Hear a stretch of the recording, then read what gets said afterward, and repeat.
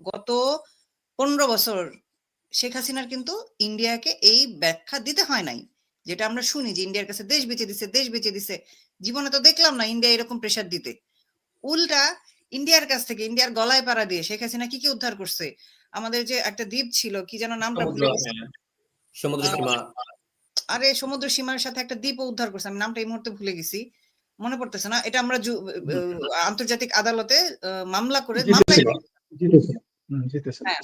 এরপর যে কি জানি বলে গার্মেন্টস প্রোডাক্ট আমি ইন্ডিয়ান এয়ারপোর্ট ইউজ করে ফ্রিতে পাঠানোর জন্য, যাতে আমাদের এখান থেকে পাঠাইলে কস্টিংটা বেশি হয়, ইন্ডিয়াকে ইউজ করে পাঠাইতো, সেটা ফ্রি ছিল, ইন্ডিয়া সেটা সেই চুক্তি বাতিল করে দিছে। এরপর কি হলো, আদানির কাছ থেকে কারেন্ট আনছে, যেটা আমরা সারা জীবন শুনে আসছি। কোভিড এর মধ্যে 2020-2021 সালে প্রচুর শুনছি আদানির ক্যাপাসিটি চার্জ বসায়া ক্যাপাসিটি চার্জ দেওয়া হচ্ছে। তো এই বছর এই যে মাসখানেকও হয় নাই, আমাদের যে জ্বালানি উপদেষ্টা যে ক্যাপাসিটি চার্জ দিতে হবে, এটা দেওয়ার কোনো ভুল নাই, এটা ঠিক আছে। 5টা বছর হয় না শহরের বাচ্চারা, তোরা 20-21 সালে, আমার স্পষ্ট মনে আছে, কারণ আমি যে জিনিসটা জানি না সেটা আমি না জেনে কারোর সাথে তর্কে নামি না।